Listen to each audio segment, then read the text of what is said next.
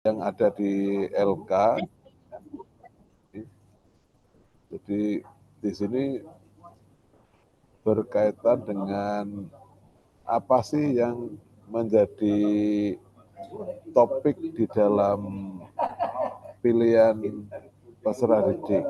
Nah, berkaitan dengan P5 ini memang ada beberapa tema, salah satunya adalah gaya hidup berkelanjutan. Ini ada 7 tema gitu. Nanti bisa kita lihat misalnya tema-temanya gitu. Lalu dari gaya hidup berkelanjutan ini misalnya kita mengambil topik Bumiku Hijau. Nah, profil pelajar Pancasila yang dipilih adalah elemennya gotong royong. Nah, elemen gotong royong ini kemudian dipilih indikatornya. Nah, indikatornya adalah elemen kerjasama dan elemen koordinasi sosial dengan indikator ini. Ini tentu mendasarkan pada dokumen atau regulasi tentang profil pelajar Pancasila. Yang dokumen-dokumennya nanti kita tunjukkan gitu. Nah, dari sini apa yang menjadi tujuan? Nah, kita rumuskan tujuannya. Tujuan dari P5-nya tadi apa? Misalnya membiasakan peserta didik membuang sampah di tempat yang telah disediakan bersama dengan teman-temannya di kelasnya. Ini kalau kemudian lingkungan di kelasnya. Tetapi tadi Bu Irin mengajak untuk bagaimana kalau P5-nya melibatkan lingkungan sekitar. Nah, lingkungan sekitar itu bisa aja lingkungan di sekitar sekolah, bisa juga di lingkungan rumah tangga. Tetapi kalau bentuknya kelompok, maka yang paling gampang adalah memang ada di lingkungan sekolah gitu, karena jangkauannya gampang gitu. Kemudian misalnya nih tujuan yang kelima, mengajak teman dan anggota keluarga membiasakan untuk membuang sampah dengan cara yang dipilah antara organik dan non-organik. Nah, ini bisa saja kebiasaan yang di sekolah tadi dibawa ke rumah. Jadi ini bukan hanya di lingkungan sekolah saja, bisa melibatkan di lingkungan masyarakat. Nah, jumlah jam pertemuannya ini ditentukan 3 kali 2 JP, sistem jadwalannya diserahkan pada gurunya. Lalu nama penyusun gurunya. Lalu guru membuat alurnya. Alur adalah mengenal apa yang mau dikenalkan, yaitu mengenalkan proyeknya nih. Jadi langkahnya seperti ini, gitu. Misalnya menyampaikan kepada peserta didik, ini dimensinya, kemudian tadi rancangannya, lalu kontekstualisasi. Ini menggali permasalahan di lingkungan sekitar terkait dengan topik tadi, yaitu guru dan peserta didik mengidentifikasi sampah di sekolah dengan indikator 1, misalnya mencapai tujuan kelompok di sekolah untuk mengelola sampah di sekolah. Nah, indikator 1 itu adalah indikator ini. Misalnya apa harapan positifnya? Ini nanti dikalimatkan di sini.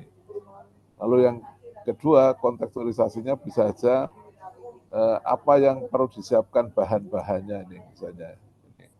Jadi guru dan peserta didik misalnya ini setelah mengidentifikasi kemudian bisa saja membuat rancangan ini rancangan tindakan ya, merancang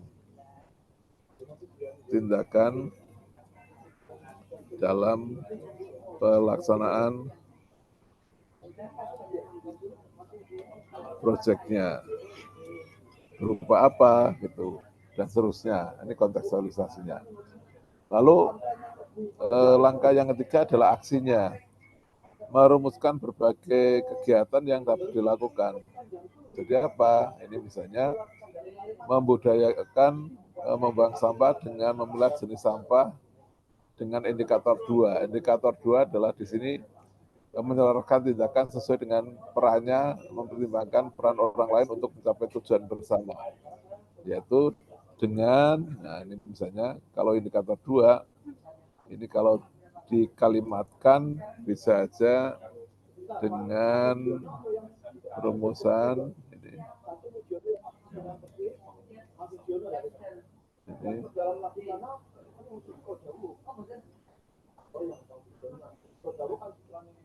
peserta didik membudayakan membuang sampah dengan memilah jenis-jenis sampah dengan melakukannya bersama teman-temannya di sekolah. Nah, ini. Kemudian langkah yang kedua apa? Misalnya di sini adalah bisa saja ini adalah peserta didik membuat mungkin slogan gitu ya untuk membuang sampah pada tempatnya. Nah, apalagi yang dirancang oleh guru untuk membiasakan ya tadi. Nah, setelah diaksikan ini langkah-langkahnya sampai dengan tadi ini kan ada tujuan yang kelima yaitu mengajak anggota keluarga ini ya, mengajak anggota keluarga. Nah, ini. Berarti ini juga menjadi bagian dari aksi ini karena aksinya tentu sesuai dengan langkah-langkah yang ada di misalnya mengajak anggota keluarga. Lalu direfleksikan. Ini refleksinya adalah untuk mengetahui apakah indikator 1 itu tercapai atau tidak. Kalau ya, seperti apa dijelaskan. Kalau tidak, seperti apa. Indikator 2 juga dilihat apakah tercapai atau tidak dijelaskan. Nah, dari situ kemudian langkah tindak lanjutnya apa? Misalnya, apakah tadi mengelola sampah itu menjadi program rutin, kemudian siswa melakukan pengimbasan pada sampah di lingkungan keluarga ataupun di lingkungan masyarakat lainnya. Nah, lampiran-lampirannya adalah jadi misalnya di sini ada LKPD-nya mengamati tempat sampah misalnya di depan kelas 1 ini ya sampahnya berupa apa saja misalnya. Kemudian yang lainnya nanti di nomor 2 apalagi yang perlu diamati gitu misalnya tempatnya memadai apa tidak dan sebagainya. Nah, kemudian media pembelajarannya guru membuat bagan alur misalnya kerja proyeknya seperti apa lalu membuat rubrik penilaiannya. Nah, rubrik penilaiannya adalah misalnya seperti ini yaitu nama siswa kemudian kategori indikator 1 misalnya ya ini mulai berkembang kemudian kemarin ini sedang berkembang sesuai dengan harapan sangat berkembang ya. Jadi MB, SB,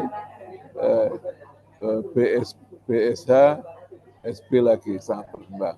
Jadi contohnya seperti ini dengan merumuskan kriterianya adalah sesuai dengan tujuan proyek ya.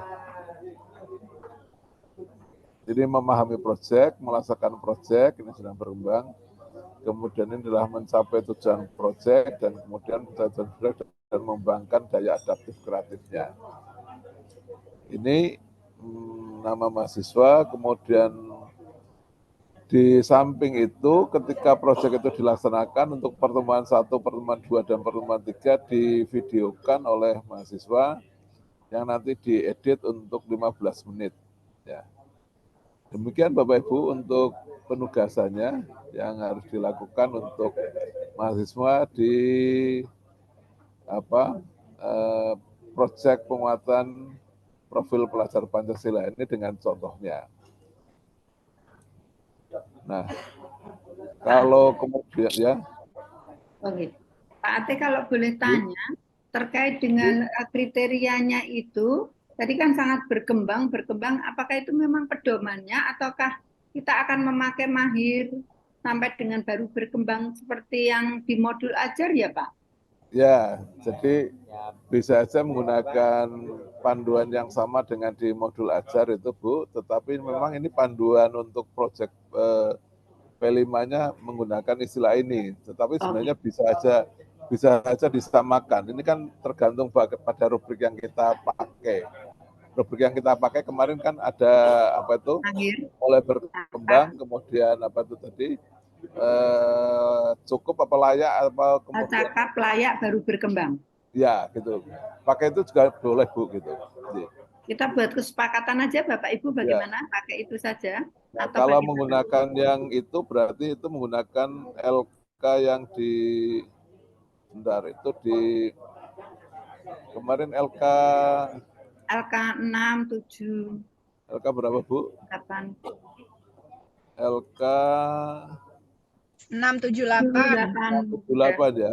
Ya. LK Monggo 67. bagaimana kita buat supaya sama aja. Artinya kesepakatan pakai apa tadi Pak? Sangat berkembang. Ya. Berkembang sesuai dengan harapan. Kemudian Sebentar Bu nih. Ini kita gunakan yang di LK 7 kemarin ini ya.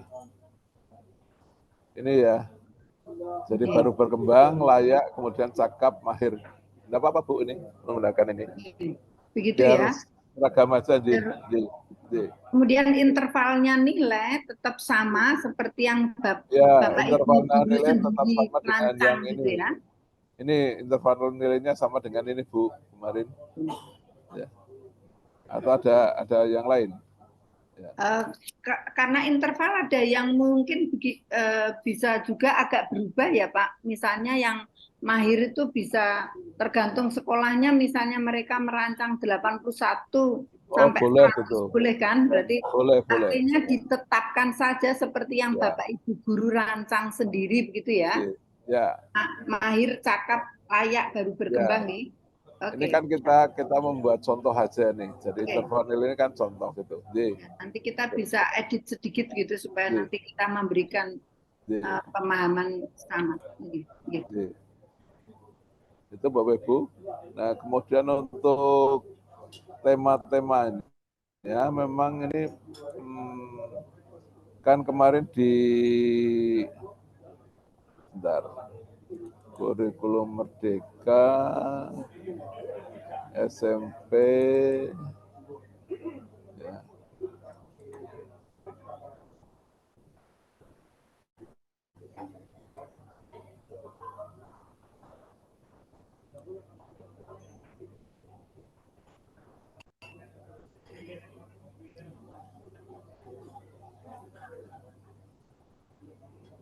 Nah, sebentar ini Bapak Ibu. Ini yang temanya kan ini. Nah, ini tema-temanya di project. Tadi yang kita contohkan adalah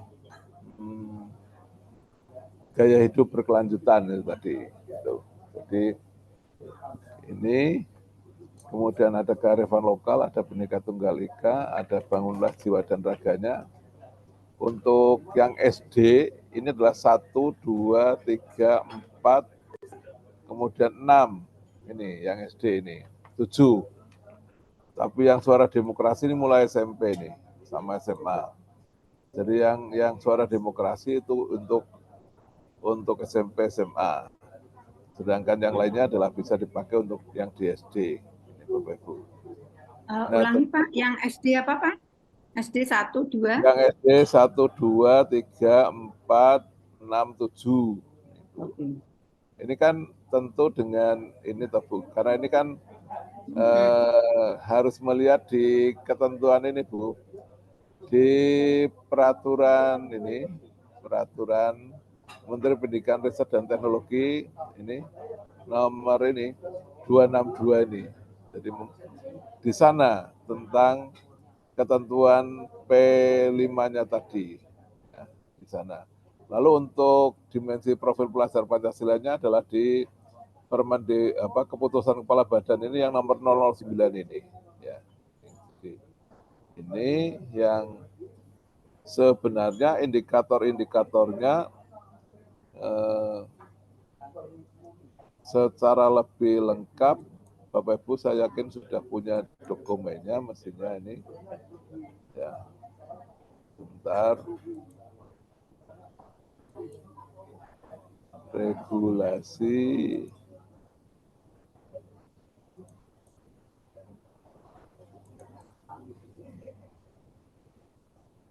jadi yang ini Bapak Ibu yang kemudian, nah ini yang sudah dalam bentuk, ini yang kalau tadi dalam bentuk peraturan ini sudah dalam bentuk buku ya ini. Jadi ini dimensi elemen subelemen profil pelajaran bahasa pada kurikulum merdeka. Nanti bisa saya kirim Bu ini. Tapi kemarin beberapa teman dosen sudah punya ini gitu. Apa sih dimensinya? Nah ini yang tadi dikembangkan di proyeknya. Nah untuk SD lihat kelasnya gitu. Kalau kelas 1-2 berarti fase A ini, fase B ini kelas 3-4, fase C kelas 5-6, kemudian fase D ini SMP, fase E itu adalah, dan F adalah SMA. Nah, apanya yang perlu dikembangkan? Ini indikator-indikatornya tadi, yang tadi saya ambil untuk proyek tentang sampah tadi adalah indikator gotong royong. Nah, gotong royong, saya mengambil indikator yang dirancang. Nah, ini indikator SD-nya tadi adalah di ini elemen kerjasama ini. Ya. Menampilkan tindakan yang sesuai dengan harapan dan tujuan kelompok. Ini yang kelas 3-4. Kalau yang kelas 1-2 menerima dan melaksanakan tugas serta perintah kegiatan bersama. Jadi ini tadi adalah proyeknya untuk kelas 4 ini. Ya. Kemudian memahami informasi yang disampaikan, ini bisa saja menyadari Bapak. Nah silakan mungkin memilih 2 aja atau 3 aja indikator yang dipakai dalam proyek gitu Bapak Ibu. Jadi tidak terlalu banyak yang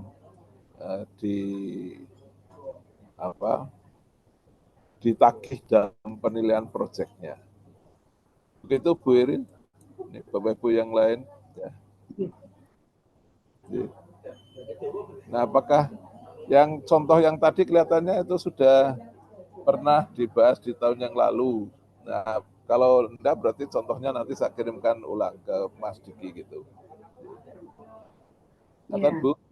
Nggih, Pak. Hanya mungkin kesepakatan saja Bapak Ibu bahwa nanti untuk proyek P5 ini nanti diusahakan meminta pada mahasiswa untuk keluar begitu ya bersama stakeholder ya. Tadi lingkungan terdekat adalah RT terdekat begitu. Ya. Jadi tadi untuk refleksi juga kan Pak itu termasuk ya, di dalamnya nanti. Jadi kegiatannya kan kalau temanya tadi misalnya kearifan lokal bisa aja mungkin berkaitan dengan budaya daerah atau pelestarian alam kan bisa begitu ya, yang paling mungkin.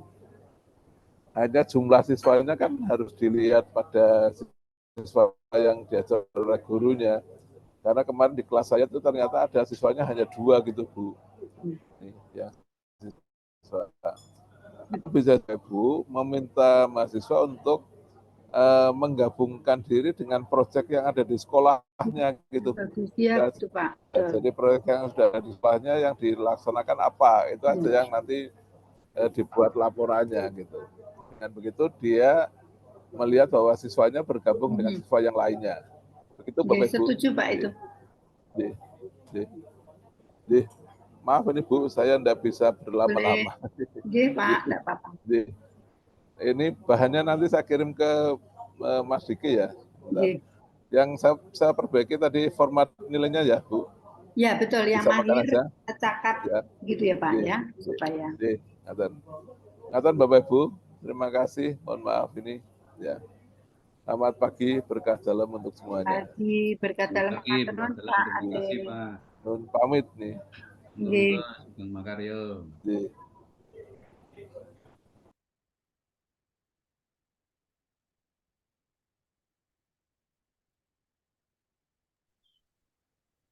Wiren ini langsung saja ke yang PTK. Ya, oke. Ya, Bapak Ibu, Romo, Suster mungkin selamat pagi semuanya. Pagi.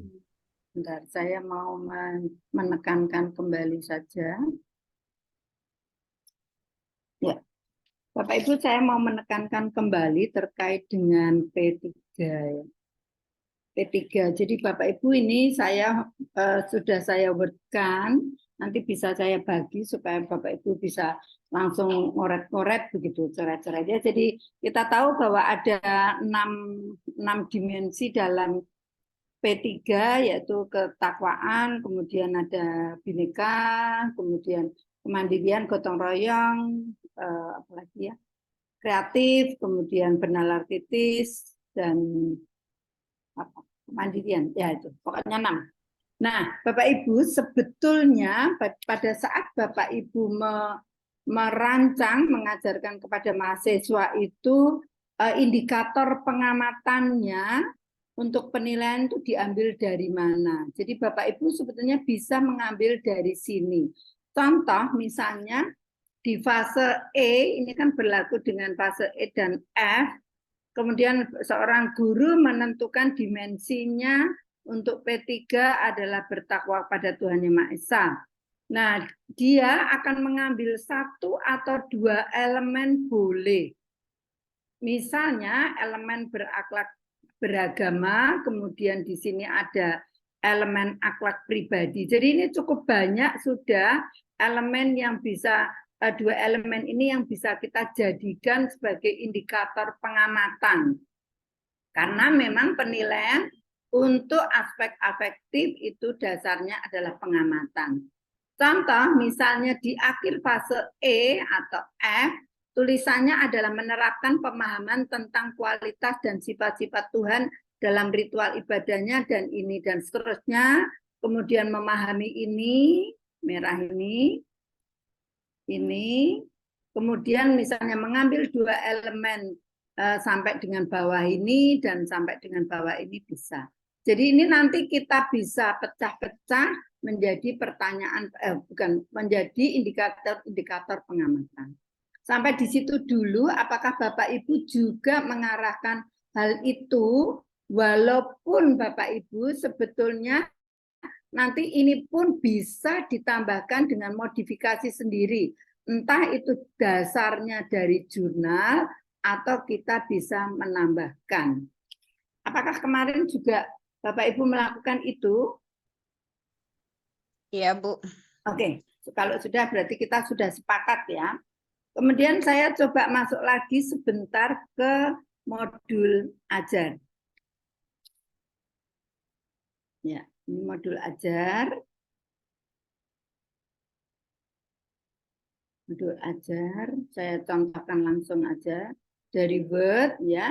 Jadi beliau ini salah satu Pak Reko ini kompetensi awal, kemudian dia mengambil elemennya yang akhlak kepada manusia, kemudian ada 2 poin, kemudian ini di dalam indikator profil pelajar Pancasila ini akan dimasukkan dalam lembar pengamatan di bawah. Nah, ini. Jadi contohnya misalnya di sini tadi elemennya akhlak kepada manusia, ada mengidentifikasi hal yang menjadi permasalahan bersama, koma, memberi alternatif solusi untuk menjembatani perbedaan dengan mengutamakan kemanusiaan, memahami dan menghargai perasaan dan sudut pandang orang dan atau kelompok lain. Maka dengan ini bisa dijadikan indikator misalnya ini mengidentifikasi permasalahan bersama, memberi alternatif solusi, menjembatani perbedaan, mengutamakan kemanusiaan, memahami perasaan orang lain, memahami sudut pandang orang lain, menghargai perasaan orang lain, menghargai sudut pandang. Ini pun seandainya dianggap kurang, Bapak Ibu bisa menambahkan begitu. Dasarnya adalah ini. Sampai di sini apakah Bapak Ibu kemarin juga mengarahkan seperti itu untuk membuat modul ajar?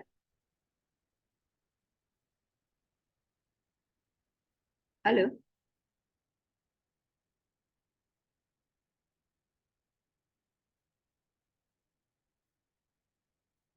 Halo?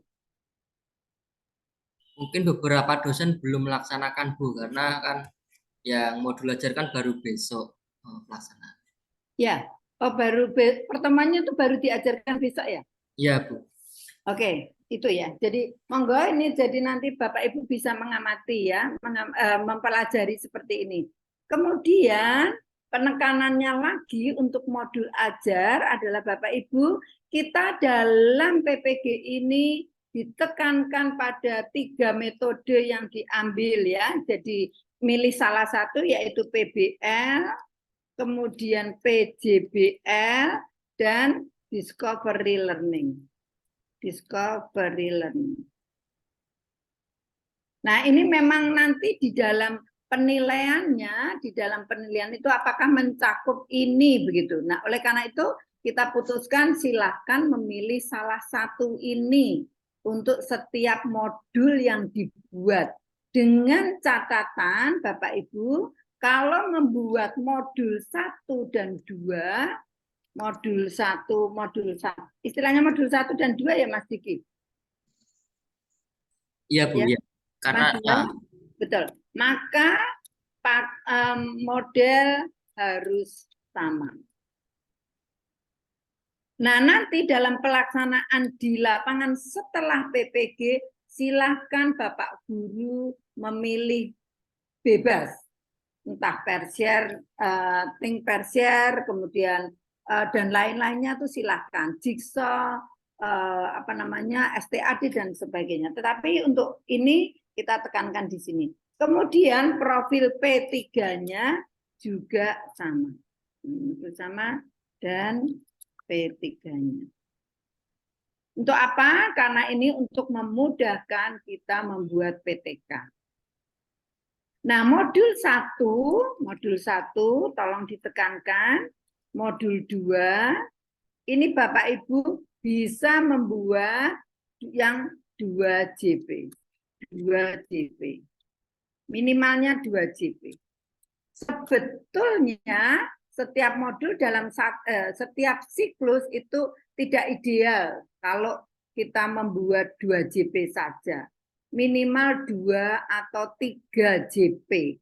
Tetapi untuk kepentingan ini, sekali lagi untuk kepentingan ini karena waktunya hanya terpaut 1 minggu, kemudian modul 2 1 minggu, untuk video 1 dan video 2 itu 1 minggu, artinya seorang guru hanya mengajar 1 kali dalam tatap muka, entah 2 JP atau 3 JP.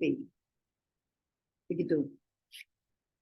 Nah, kita menghitungnya bagaimana nanti untuk modul ajar. Jadi ini adalah formnya, sarana prasarana. Nah, ini target capaian, target peserta didik. Bapak Ibu dalam membuat target capaian ini silahkan Bapak Ibu guru diarahkan untuk membuat target capaiannya. Ini misalnya Pak Reko ini membuat target capaiannya cukup tinggi, yaitu mahir 80, cakap 20, layak 0, baru berkembang 0. Kenapa demikian? Pasti beliau punya pertimbangan sendiri. Siapa tahu murid-muridnya pinter, kemudian target capaiannya adalah mahir 80%, cakap 20%, layaknya tidak ada. Nah, target ini silakan Bapak Ibu menawarkan sendiri kepada guru sesuai dengan kondisi. Hanya saja harapannya baru berkembang mencapai 0 begitu target capaian. Supaya apa? Supaya nanti akan terjadi peningkatan dalam hasil belajarnya. Sampai di situ apakah bisa dipahami atau kita sepakati?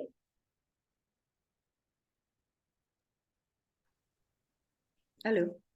Kalau mahir 80% kayaknya agak ketinggian deh Bu untuk Ya, yang ini betul, betul Bu. Ini tadi kan saya bilang tadi bahwa SMA Negeri 1 Kudus itu kan anaknya pinter-pinter, kemudian beliau sendiri yang mencapai. Silakan dibuat sendiri, misalnya 40, 60, Oke, atau oke. 40, 30. Bebas, ini Oke. bebas contohnya ya.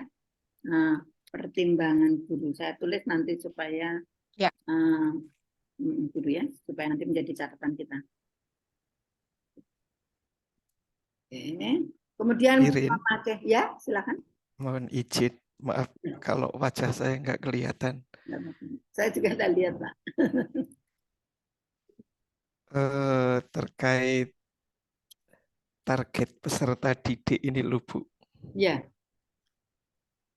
Kalau di beberapa referensi yang kita pelajari, yang saya pelajari maksud saya, target di sini sepertinya dihubungkan dengan hasil dari asesmen awal. Hasil asesmen awal yang saya maksud, target ini menggambarkan bahwa bukan hanya masalah pencapaian mahir, cakap, dan masih berkembang, akan tetapi menggambarkan situasi peserta didik yang tidak hanya pada ranah ininya saja, tetapi bisa dimasukkan di sana bahwa yang akan saya ajar dengan materi ini adalah umpamanya 2 orang mengalami gangguan penglihatan, sedangkan 8 orang ini peserta didik yang reguler. Sedangkan yang mau dicapai di sini kalau menurut penjelasan dari Bu Irin, bukankah harusnya kalau itu yang mau dicapai itu berarti kan tujuannya. Tujuannya berarti ya kita maunya 100% peserta didik kita mahir kan Bu mestinya. Nah, apakah ini di dalam target peserta didik ini dimaksudkan sifatnya prediktif atau lebih kepada keadaan peserta didik yang sudah diperoleh informasinya melalui asesmen awal. Saya minta bagian ini dijelaskan, Bu. Oke Pak, terima kasih Pak untuk pertanyaannya. Saya rasa kan memang membuat sebuah target peserta didik atau target capaian ini kan tidak sembarang ya Pak. Tentunya kalau tadi Pak Reko ini di contoh ini adalah 80%, kemudian 20 itu pasti dengan banyak pertimbangan dari asesmen awal dan prediksi kan begitu kan Pak. Sebenarnya kan begitu. Oleh karena itu kan maka kembali lagi diberikan ke guru supaya mereka punya pertimbangan khusus. Tetapi meskipun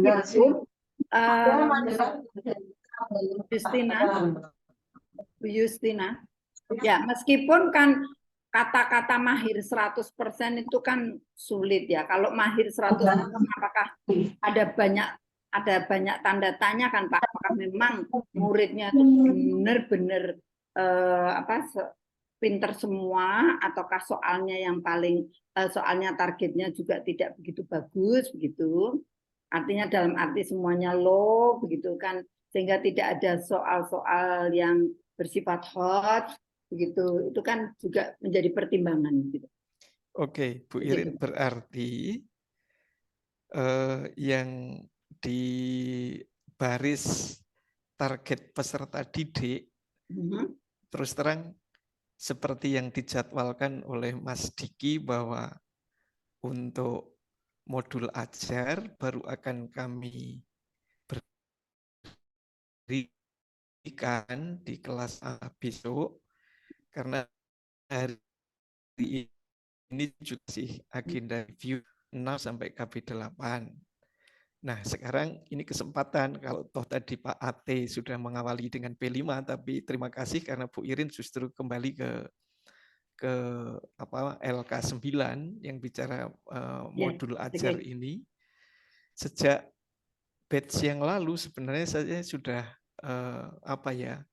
menyimpan atau mempertanyakan hal ini.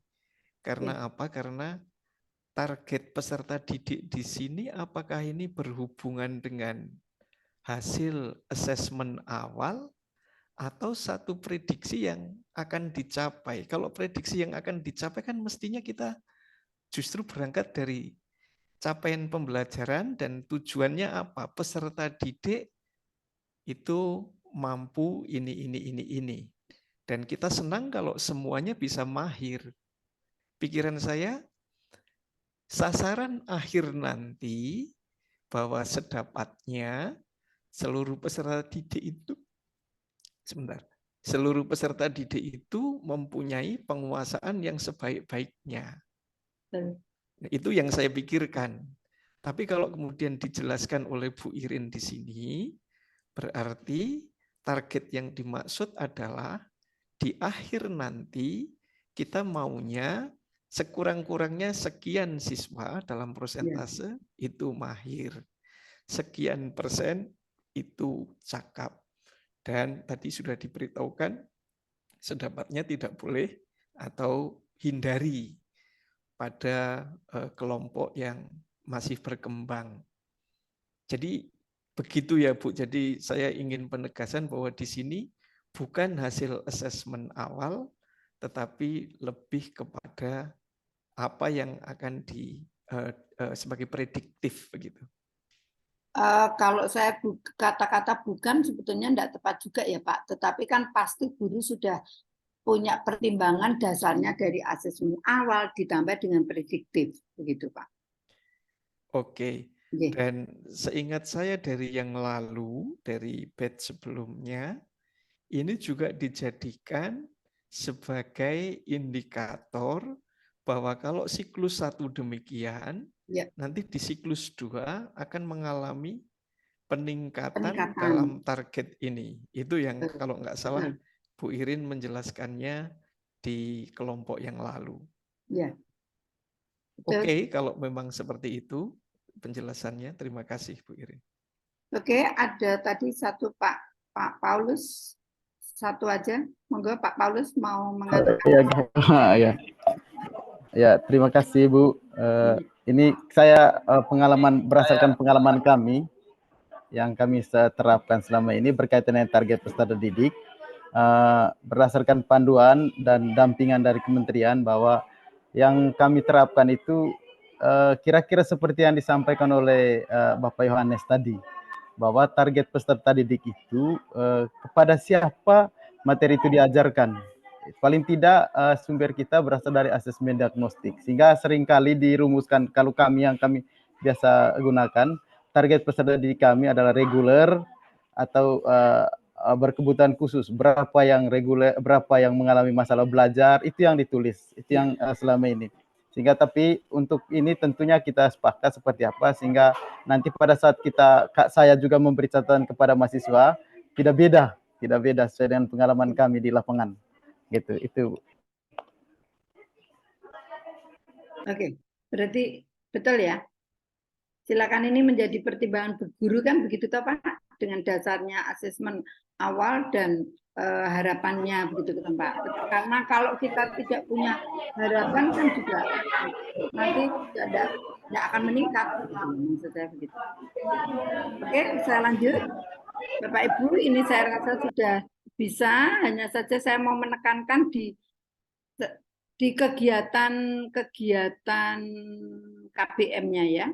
Jadi di sini pembuka yang ditekankan dalam kegiatan pembukaan itu masih boleh ada kata guru dan peserta didik. Jadi di sini boleh ada kata guru, mengawali apa dan sebagainya, itu masih boleh. Hanya saja di kegiatan inti Bapak Ibu jangan menggunakan kata-kata guru.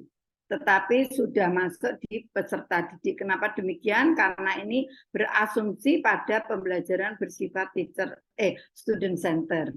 Nah, kalau di sini orang guru merancang dengan PBL, maka dituliskan langkah-langkah PBL-nya itu seperti apa. Jadi misalnya di sini kegiatan inti langkah PBL pertama adalah mengorganisasi peserta didik untuk belajar. Tolong diberi warna-warna ya. Diberi warna ini. Kemudian tahap selanjutnya adalah membimbing penyelidikan individual dan kelompok. Tahap selanjutnya adalah membimbing peserta didik untuk belajar kelompok dengan model. Kalau ini ada tambahan model kancing gemerincing. Kemudian ini tahap keempat, mengembangkan dan menyajikan hasil karya. Kelima, menganalisis dan mengevaluasi proses pemecahan masalah. Begitu. Nah, di sini dalam mengorganisasi peserta didik untuk belajar ini, usahakan mintalah kepada mahasiswa untuk memberikan linknya. Sehingga pada saat kita menilai tugas-tugas ini akan nampak dia seorang guru tersebut berbasis TPEK begitu. Jadi menggunakan IT dalam proses pembelajarannya itu. Entah proses pembelajarannya itu linknya itu diberikan sebelumnya ataupun pada saat itu. Harapan kami sih untuk video pembelajaran guru menayangkan video di situ atau berbasis IT apapun sehingga nampak TPEK. Ini menjadi penilaian yang bagus. Nah, ini kalau ada kurang-kurang guru ini silakan peserta didik ini kan guru memberikan arahan secara teknik, nanti diubah kalimatnya menjadi peserta didik mendapatkan arahan gitu. Ya, misalnya ini bisa kita ubah begitu. Ini jauh lebih baik kata-kata guru itu. Sampai di sini apakah ada yang bertanya?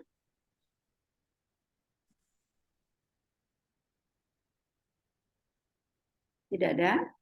Jadi Bu, jelas. Silakan. Jelas, Bu. Oh, jelas. Oke. Oke, jelas. Kegiatan penutup. Ada pertanyaan refleksi ya Bapak Ibu. Hanya saja untuk kepentingan ini, tolong bagaimana kita mensikapi dengan waktu 90 menit ini 2 JP, saya tulis di sini ya. Waktu 90 menit, misalnya untuk SMP 2 JP ya. Waktu 2 JP, ini kalau SD nanti disesuaikan saja, 90 menit, maka terbagi dalam kegiatan pembuka sekitar misalnya 10 menit ya, kita coba rancang kegiatan inti sama dengan berapa, kemudian kegiatan penutup. Nah ini yang perlu Bapak Ibu tekankan bahwa kegiatan penutup ini akan ada, entah itu nanti dipotong di videonya, tetapi Bapak Ibu harus mengarahkan untuk memberikan evaluasi. Ya, evaluasi 10 menit sampai 15 menit. Ya, menit. Saran saya sih pilihan ganda. Untuk memperoleh hasil, untuk mendapatkan data aspek kognitif. Siklus 1. Begitu. Nah, berarti kalau saya akan menutup 20 menit, misalnya di sini 20 menit, berarti kan di sini dikurangi 15 menit. Jadi penutupannya hanya 5 menit. Katakanlah tesnya 12 menit, berarti penutupannya hanya 8 menit. Berarti di sini dikurangi 15 ditambah 10, berarti masih ada sisa 65 menit. Gitu. Namun di sini tidak perlu dituliskan 20 menit ya Bapak Ibu, hanya nanti diarahkan kepada guru untuk merancang supaya di akhir kegiatan penutup itu ada aspek kognitif yang diberikan. Sampai di situ apakah kita bisa mendiskusikan? Disetujui atau tidak?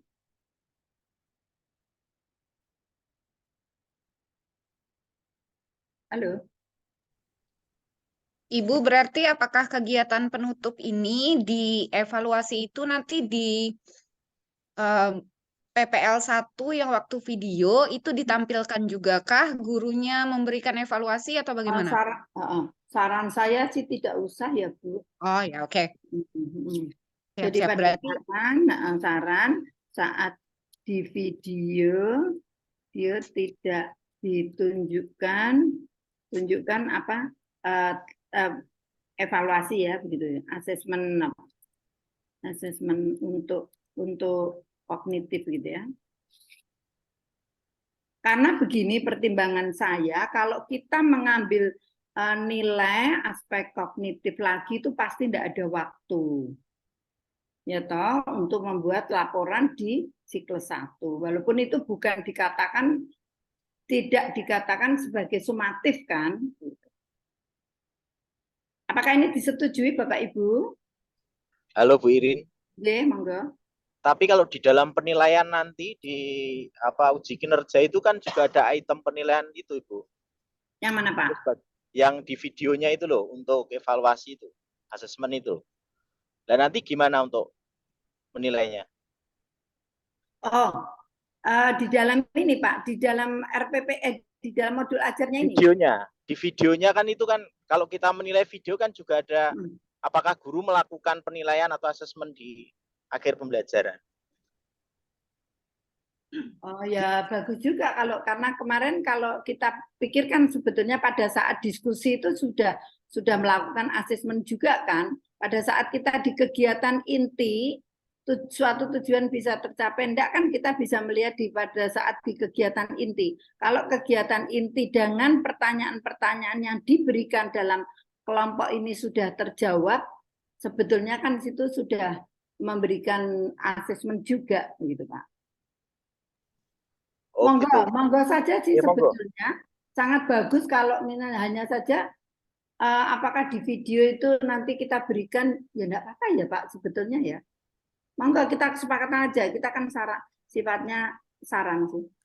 Di rubrik penilaiannya kan memang ditanyakan itu Bu. Ya, nah makanya di video itu apakah juga ditunjukkan mereka mengerjakan tes akhir begitu loh tujuannya. Saya pikir baik itu Bu, karena dari sana kita bisa menilai. Kalau tidak sebenarnya kita nggak bisa menilai. Ya, saya kira begitu. 20 ya, kita ambil 20 begitu, Bapak Ibu ini 60 gitu.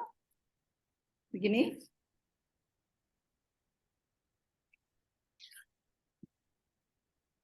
Oke. Jadi 60, 10, 60, 20. Tasnya 10 pilihan ganda aja cukup kan misalnya. Halo, setuju kah? Bapak Ibu, tolong setuju apa tidak ya? Maksudnya kalau tidak kita setuju. Oke. Oke. Jadi ini saya tulis nanti kalau SD silakan menyesuaikan. Bapak Ibu yang di SD silakan menyesuaikan ya. Ini untuk SMA misalnya begitu. SMP itu kan berarti 80 aja ya. Oke, saya rasa tidak ada masalah sampai di sini. Ini kesannya nampak dalam kegiatan bahwa ini ada post test. Misalnya post test ini juga bisa kan ini dijadikan evaluasi kegiatan penutup ini. Oke, sudah ini ditayangkan juga materinya dan sebagainya. Nah, ini juga kriterianya memakai mahir cakap layak berkembang. Evaluasinya begini. Kemudian tadi instrumen seperti yang kita kemarin buat, asesmennya yang untuk untuk aspek pengamatannya sebentar. Sekalian kita ya pengamatan. Lembar pengamatan ini lembar pengamatan. Lembar pengamatan adalah kita ambil dari indikator ini ya Bapak Ibu. Ini untuk lembar pengamatan. Nanti kalimatnya Bapak Ibu bisa sesuaikan dengan keadaan siswa ya.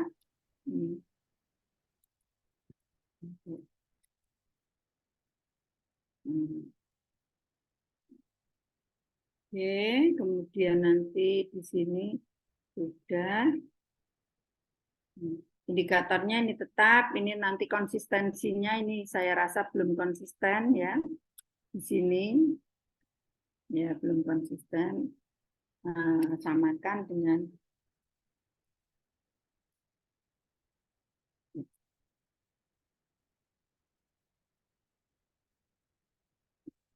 begitu. Ya, ini dibuat oleh dibuat isai, boleh isai, boleh objektif tes pilihan ganda. Begitu saya rasa. Ada pertanyaan lagi enggak yang bisa diskusikan? Saya tuh malah pikiran saya sudah modulnya sudah, jadi makanya saya coba tampilkan lagi begitu. Bapak Ibu cukup, ini saya simpan. Nanti saya siarkan ke Bapak Ibu atau dibenahi sebentar nanti. Untuk sementara cukup. Cukup ya? Ya. Oke. Nanti kalau nanti menunggu.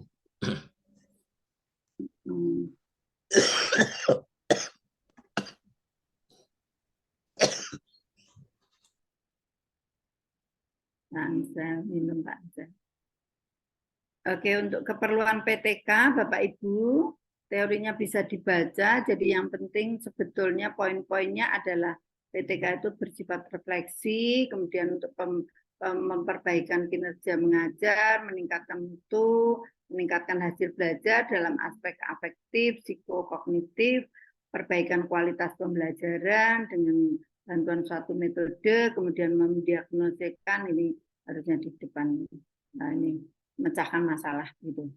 Kemudian kita tahu hasil belajar ini dan bagaimana membuat latar belakang. Jadi form untuk pembuatan PTK sudah ada di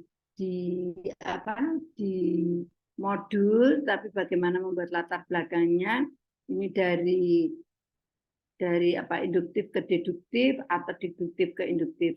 Kalau saya memilihnya adalah dari yang besar ke mengerucut ke kecil begitu. Ini jauh lebih enak dibandingkan dari ini ke sini. Kemudian masalahnya apa? Masalahnya itu didapat dari observasi di lapangan. Bapak Ibu ini bisa mengambil dari tugas PBL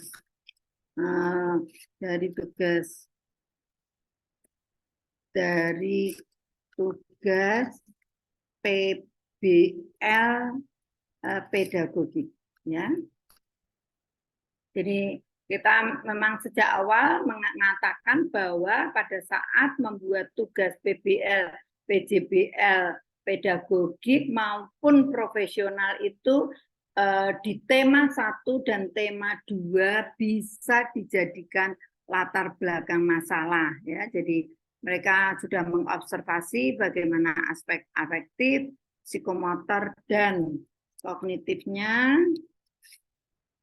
Kemudian dasarnya juga wawancara dengan guru mata pelajaran lain atau guru kelas lain dan juga dari guru agama lain, itu bisa. Kemudian dasar lagi adalah dokumentasi, misalnya daftar nilai anak-anak yang tidak masuk atau kerajinannya bagaimana, daftar nilai tugas, kemudian presensi, ini nilai anak-anak, presensinya anak-anak, nilainya yang bagus tidak, kemudian foto kegiatan dan lain-lain. Ini bisa dijadikan latar belakang masalah. Nah, bagaimana membuat latar belakang masalah? Kalau ini saya coba membuatnya adalah masalah-masalah pendidikan di Indonesia, bagaimana PISA, literasi, dan sebagainya, merujuk di jurnal atau web yang resmi, begitu ya. Nah, kenapa kok saya memberi masukan ini PISA? Karena nanti di ujian UP itu juga kita ada pertanyaan tentang PISA. Paling tidak dia akan tahu tentang ini, permasalahan ini. Kemudian misalnya penerapan kurikulum merdeka saat ini, ya, memakai web.com dan sebagainya, atau jurnal ketidaksiapan guru kurikulum merdeka boleh. Kemudian yang ketiga, pokok bahasan yang ketiga adalah persiapan guru tentang kurikulum merdeka atau kondisi guru PAK di Indonesia saat ini atau di sekolah. Kemudian ulasan tentang kurikulum merdeka pada MAP PAK. Kemudian bagaimana pelaksanaan, nah ini sudah mulai masuk ke pelaksanaan kurikulum merdeka PAK di sekolah, masalah di kelas, ini tulisan sendiri berdasarkan hasil wawancara dan observasi dokumentasi tadi. Kemudian bagaimana kita mencari literatur, karena ini di sini ada permasalahan-masalahan, boleh juga dituliskan terkait dengan permasalahan metode pembelajaran yang diterapkan guru, ya. Metode yang bersifat misalnya metode yang bersifat teacher center.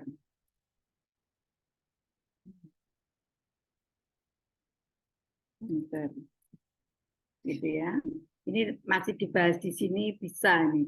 Kemudian nanti masukkan literatur rujukan sebenarnya untuk memantapkan pilihan akhir, mencari sesuai dengan permasalahan yang tadi. Contoh misalnya di sini masalahnya adalah kemandiriannya rendah atau kerjasamanya rendah, maka silakan cari yang kemandirian bagaimana dengan kemandirian, kemudian bagaimana dengan suatu metode PBL atau ini untuk mahasiswa saya ini. PBL atau PJBL atau Discovery Learning. Saya rasa di sini kan sudah ada juga di tema 4 ya. Tema 4, 3 dan 4 pada saat tugas PBL pedagogik ya. Pada tema 3 dan 4 sudah mulai masuk ini. Nah, kalau ini ada pada tema 1 dan 2. Tugas PJBL gitu. Nah, ini pemantapan peneliti membuat apa. Nah, saran untuk guru-guru Bapak Ibu, boleh ini mulai dari nomor 3 boleh. Jadi tidak harus selalu mulai dari nomor 1, nomor 2, 3, 4, 5 enggak. Tetapi bisa dimulai dari nomor 3, tetapi urutannya harus mengkerucut begitu ke 5, 6, 7. Ini sifatnya cukup wajib gitu, agak wajib karena 5, 6, 7 ini akan mengerucut. Nah, di sini kalau misalnya seorang guru tidak mau aku memulai dengan hal-hal yang di atas secara umum terlalu lebar, tidak apa-apa. Silakan Bapak Ibu sendiri yang nanti mengoreksi ya. Jadi mulailah misalnya nomor 3, nomor 4, 5, 6, 7, ya tidak apa-apa. Begitu. Sampai di sini dulu, apakah ada pertanyaan supaya nanti kita tidak terlalu jauh dulu. Bapak Ibu, monggo.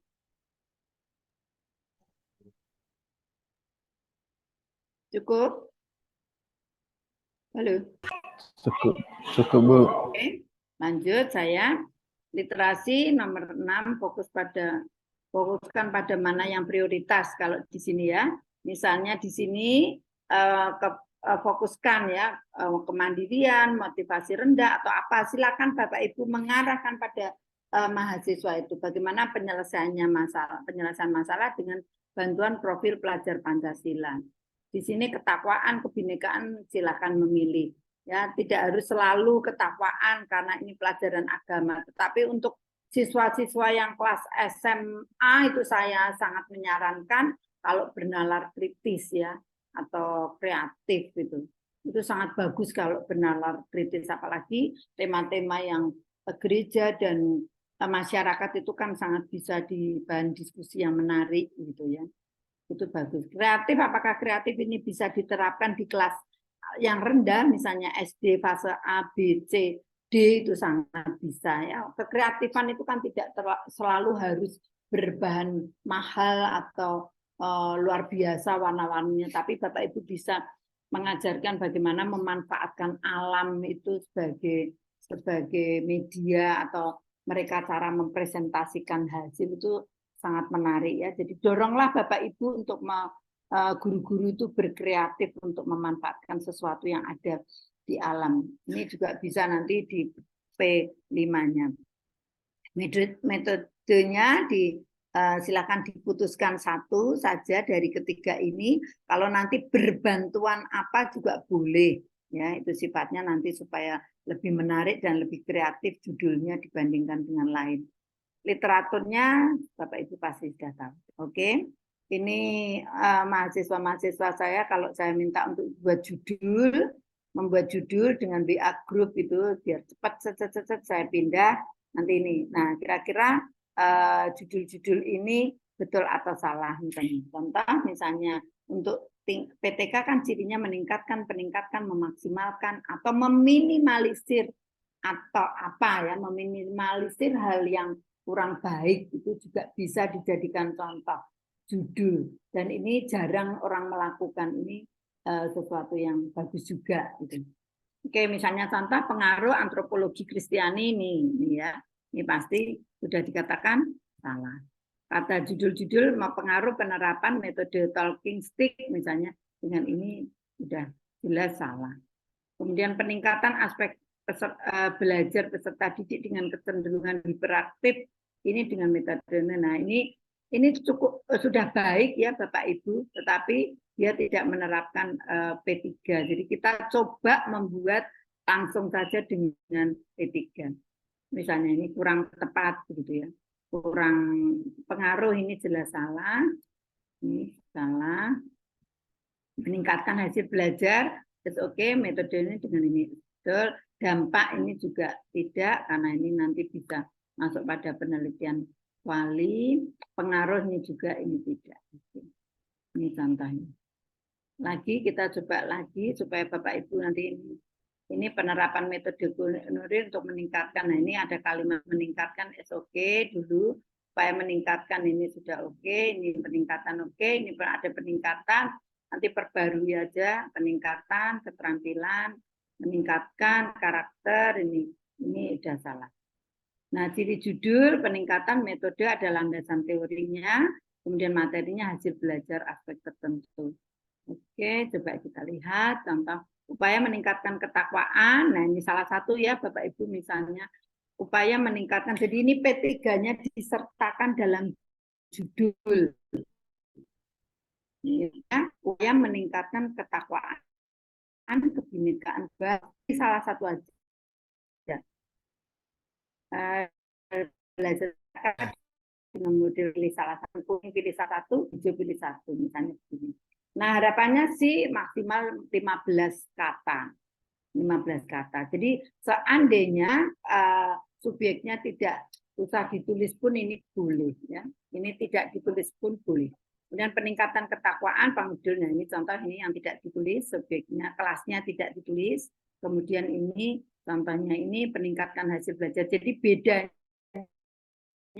Bapak Ibu ya. Cekkan. Jadi di sini bedanya kalau di sini adalah hasil belajar, ya, tapi ingat bahwa hasil belajar itu mencakup 3 aspek. Artinya kalau dituliskan hasil belajar maka aspek afektif, psikomotor dan kognitif bisa tetap harus dimasukkan dalam pengamatan. Jadi dalam pengamatan itu bisa minimal 2 ya, aspek afektif dan kognitif, atau aspek afektif dan psikomotor dan kognitif. Silakan Bapak Ibu mengarahkan seperti itu. Nah, kalau ini dibalik, kalimatnya dibalik ini. Jadi ini saya ini hampir sama supaya nanti ada bedanya di sini. Ini di sini. Jadi silakan tergantung mereka maunya apa. Oke, kemudian tujuan rumusan masalah ini, apakah aspek afektif P3 dapat meningkatkan dengan metode titik-titik, gitu ya. Kemudian tujuan pembelajarannya adalah meningkatkan. Jadi ini kalimatnya sama, kemudian hanya saja bukan kalimat pertanyaan, tetapi kalimat pernyataan. Nah, ini yang dilihat adalah di sini aspek afektif, Bapak Ibu ini tujuan pertama kita akan mengamati, kemudian prestasi belajar boleh ya. Ini prestasi belajar ini target capaian. Jadi kalau ini kan kemarin kita di kurikulum memakai KKM, tetapi apakah ada terjadi kenaikan dalam target capaian? Itulah nanti yang tadi di modul 1 itu. Seandainya Bapak Ibu hanya 2 boleh, ya minimal 2. Ya, misalnya begini. Ini menjadi ciri-ciri ya Bapak Ibu. Nah, kadang tidak mau, maka di sini juga boleh. Seperti ini boleh. Ya, ya. Begitu. Sampai di sini panas sekali.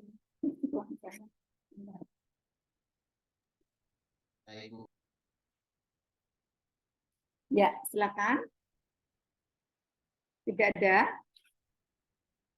Halo? Tidak ada ya? Halo, tidak ada. Karena teknis untuk judul penelitian tindakan kelamin di belah K atau tidak, dan kemudian nanti seperti yang lalu juga akan diberikan template kan ya Bu ya. Katakan 20 gitu ya, kalau katakanlah 17 itu masih kadang memang kalau terlalu mengapa tidak menarik lagi begitu. Iya, karena ketika dia menyebut tujuannya di sana ada, fasenya disebut, kelasnya disebut, nama sekolahnya panjang sekali. Itu kan sudah habis banyak, Bu. Oke. Satu kemenarikan menurut saya kalau di sini ada fase yang dimasukkan itu bagus Pak, karena ini menjadi sebuah ciri bahwa ini memakai kurikulum merdeka. Nah, kelasnya nanti kan di mana di subjek penelitian sudah bisa tercakup, itu juga menarik. Baik Bu. Karena ini kadang kan jarang ya, ini guru-guru kan belum banyak yang meneliti PTK dengan kurikulum merdeka. Ini kan menjadi sesuatu yang beda dengan lain gitu, walaupun prinsipnya sebenarnya sama sih, hanya letaknya di rumusan masalah di target capaian gitu. Gitu ya Pak? Oke. Ibu, makasih. Oke, siap. Oke, Bapak Ibu, ini anak-anak yang mengatakan landasan teorinya apa saja, itu ini yang saya apa ya? Kalau ini yang saya kalau misalnya suatu metode dipakai apa, biasanya metodenya ini metode saya rasa Bapak Ibu sudah jelas ya terkait sebentar.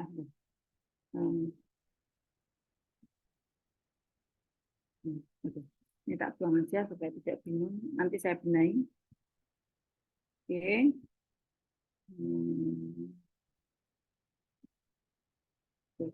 Saya ambilkan satu judul aja.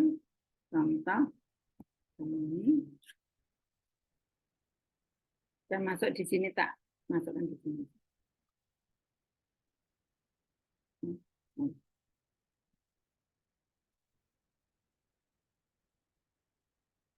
Ya. Contoh misalnya ini kita memakai landasan teorinya apa? Ya, misalnya. Contoh Bapak Ibu, apakah bisa? Teorinya apa? Kita yang cari.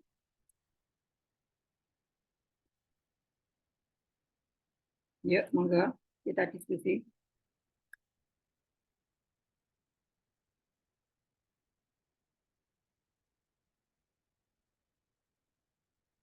Ya, teori.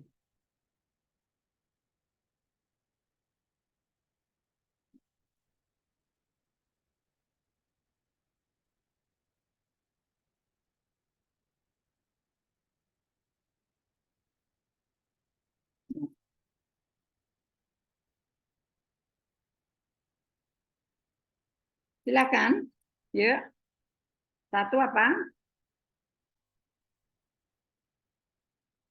Halo. Belajar Pancasila. Ya. Bapak, Pak, Profil pelajar Pancasila. hasil belajar ya Pak? Ya.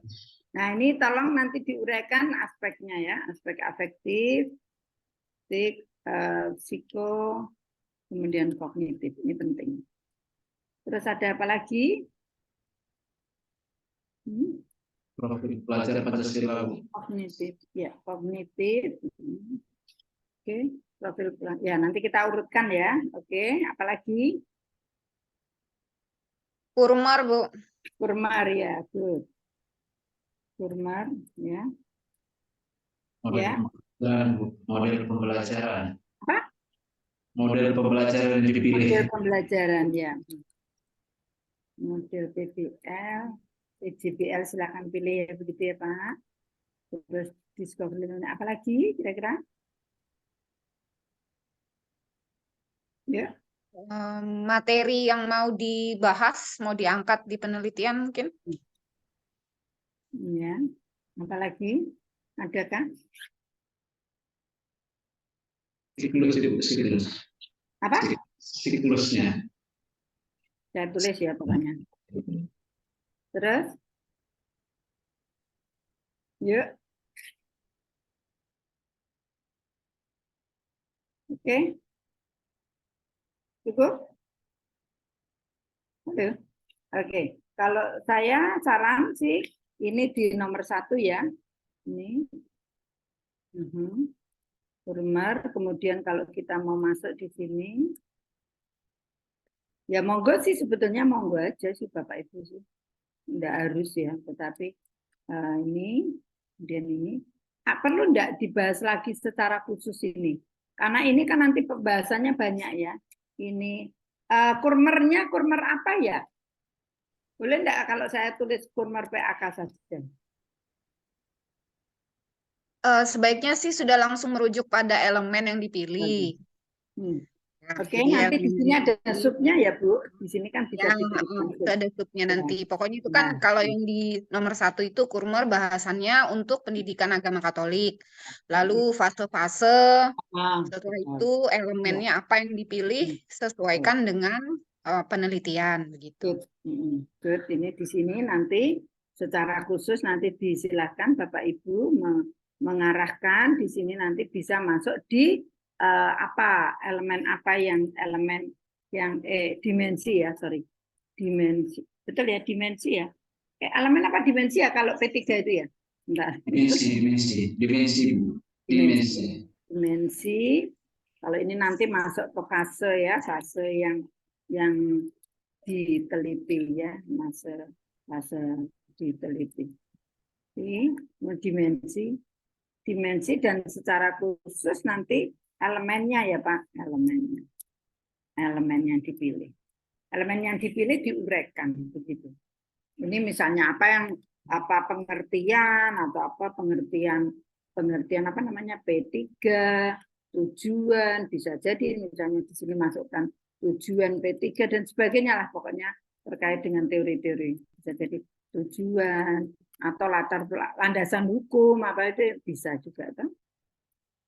Bisa masukkan landasan supaya banyak landasan hukum dan sebagainya. Ini juga sama ya, misalnya landasan hukum tidak selalu sama setiap orang. Ini bisa. Oke, hasil belajar masuk sini, model belajar nanti di dalamnya adalah definisi ya, definisi, kemudian adalah sintak ya, Bapak Ibu, sintak langkah, kemudian di sini kelebihan, kekurangan. Ini yang penting. Nah ini carilah nanti masukkan beberapa jurnal ya, misalnya masukkan beberapa jurnal. Oke, di sini juga boleh. Ini hasil belajar juga bisa masukkan jurnal. Oke, buku, jurnal buku dan sebagainya itu ya. Kemudian materi yang dibahas tentang tema apa? Tentang materi, ding. Materi masuk ke sub ya. Berarti kan masuk ke sub materi kan? Nah, begitu. Oke, saya rasa siklus tidak perlu karena siklus ini nanti akan dibahas di mana? Di Bab 3. Bab 3 ya. Bab 3. Ya. Oke. Begitu saya rasa cukup bagus itu. Kita pakai nganu enggak, hipotesis enggak? Ada yang mengatakan pakai hipotesis. Halo, kita pakai hipotesis apa enggak usah? Sebaiknya pakai, Bu. Sebaiknya. Pakai. Pakai, tinggal kasih pakai. Oke. Irin, Oke. ya kalau memang sebenarnya kalau teori kan mestinya mengacu pada garis besarnya saja variabel yang ada di penelitian itu kan. Variabel Itu kan bab 3 ya, Pak. gimana, Bu? Itu kan bab 3 atau variabel dan sebagainya nanti. Iya, tapi maksud saya untuk menentukan landasan teori yang digunakan apa, Ya. itu kan tergantung dari variabelnya. Itu yang pertama. Yang kedua, apakah ini mau pakai hipotesis atau tidak, itu nanti berpengaruh pada bagiannya kan, Bu. Jadi kalau ada hipotesis berarti tujuan penelitian itu adalah yang membuktikan kesimpulannya, maksud saya membuktikan hipotesa. Itu kan mesti di linknya ke sana. Dan karena PTK ini termasuk action research, penelitian tindakan, maka juga umum memang menggunakan hipotesis. Begitu, Bu Rin. Ya, memang ada yang menyebutkan itu ada hipotesis, ada tidak, Pak. Karena ini di sini kan kita coba membuat karena kan ini pengolahan datanya kan tidak secara statistik ya, pakai deskripsi sederhana dan persentase gitu. Jadi kalau kita sepakat memakai hipotesis, oke lah. Nah, terkait dengan variabel, maka Bapak Ibu tekanannya di elemen ini adalah judul yang digunakan apa, atau yang dititik beratkan di bagian apa, misalnya kemandirian, maka elemen yang digunakan adalah kalau kemandirian secara khusus begitu ya, nanti di sini ya. Kalau misalnya gotong royong ya nanti di sini elemennya secara khusus adalah gotong royong. Jadi tidak perlu membahas banyak ketakwaan, kebinekaan, gotong royong dan sebagainya. Kalau dimensi ini diuraikan sedang saja tidak apa-apa, tapi tidak usah mendalam. Nah, misalnya di sini diuraikan lagi ke D-nya bisa juga misalnya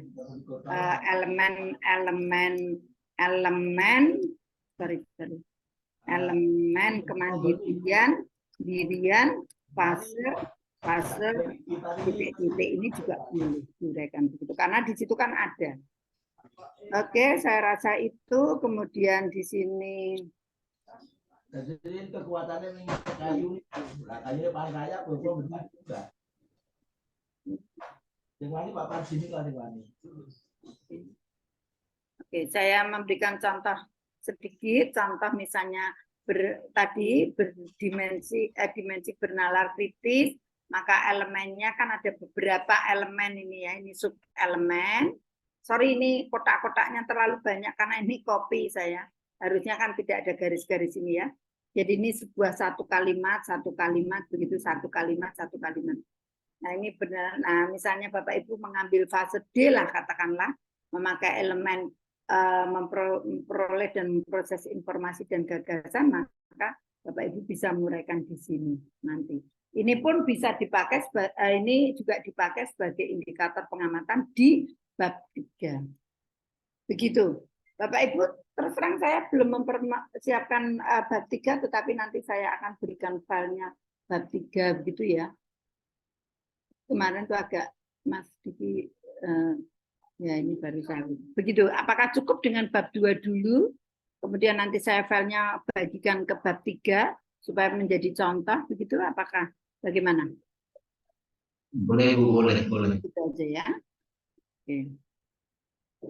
Begitu, Bapak Ibu, nanti file saya berikan, mohon PPT ya. Pak Dini nanti saya berikan ke Mas Diki ya, atau ke grup Lokakarya sambil saya coba benahi sebentar ini. Begitu. Saya rasa cukup. Nanti yang penting nanti bab 3 kita akan, Bapak Ibu, yang ditekankan adalah kita akan membuat laporan komplit, begitu ya, laporan komplit.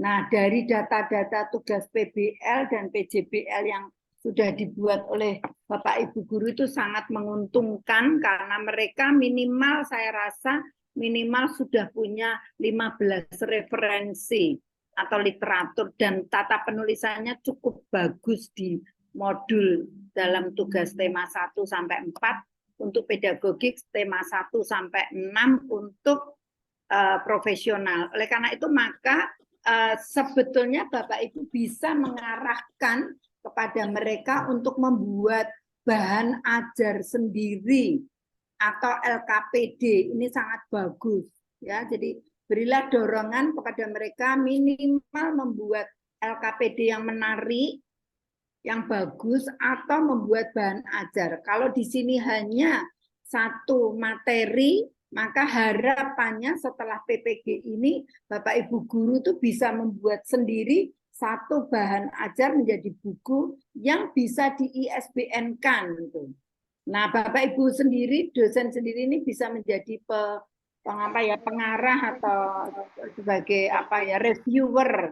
Nah, itu bisa dijadikan ISBN. Ini menjadi sebuah tantangan bagi Bapak Ibu. Tidak harus selalu satu buku satu orang, tetapi bisa rombongan, misalnya satu semester dibuat oleh 5 orang, kemudian reviewnya adalah Bapak Ibu guru, Bapak Ibu dosen dan guru pamong. Ini sangat luar biasa.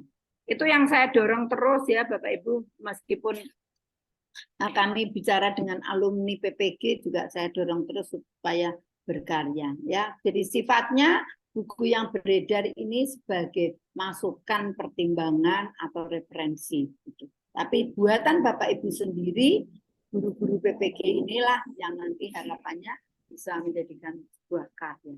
Begitu, terima kasih. Ada tanggapan satu saja, cukup. Monggo. Atau usulan satu? Tidak ada. Pak Denny, ada usulan? Tidak.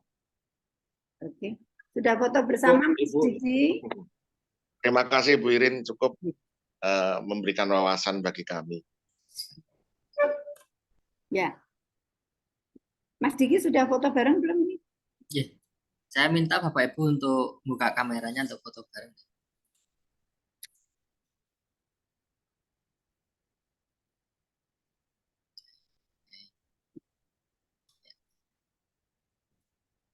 Ya Bapak Ibu siap-siap ya. 1, 2, 3. Oke. Sampun, terima kasih. Terima kasih semuanya, Bapak Ibu dosen, Bapak Ibu guru, Mas Diki, Pak Timo, dan semuanya.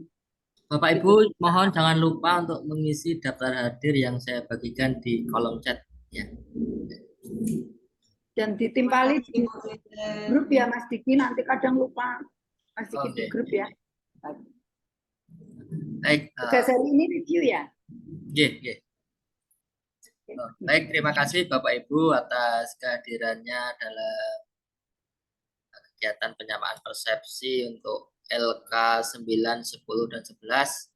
Semoga melalui diskusi bersama hari ini ada kesamaan persepsi antara Bapak Ibu dan guru pamong semua. Baiklah, kita akan mengakhiri pertemuan kita dengan doa. Saya minta bantuan Bu Pauline. Sedakah? Oh, sudah ini. Saya minta bantuan Bu Mawarni untuk menutup dengan doa. Baik, terima kasih Mas Diki. Bapak Ibu, mari kita berdoa dalam nama Bapa, Putra, dan Roh Kudus. Amin. Allah Bapa yang Maha Kasih, kami bersyukur kepadamu atas segala rahmat dan berkat-Mu, teristimewa atas cinta-Mu kepada kami, sehingga pada pagi hari ini kami dapat bertemu bersama dalam penyamaan persepsi kami dalam mendampingi mahasiswa PPG. Kami mohon rahmat daripada-Mu ya Tuhan. Semoga apa yang telah dibagikan oleh Ibu Iren dan juga Pak Ate pada pagi hari ini semakin membantu kami, memampukan kami untuk mendampingi mahasiswa PPG. Berkatilah kami di sepanjang hari ini ya Tuhan, sehingga kami tetap bergembira dalam melaksanakan karya dan pelayanan kami. Kemuliaan kepada Bapa dan Putra dan Roh Kudus, seperti pada permulaan, sekarang, selalu, dan sepanjang segala abad. Amin. Dalam nama Bapa, Putra, dan Roh Kudus. Amin. Terima kasih Bapak Ibu semua. Selamat pagi. Matur nuwun, matur nuwun. Terima kasih. Jelek, nggih.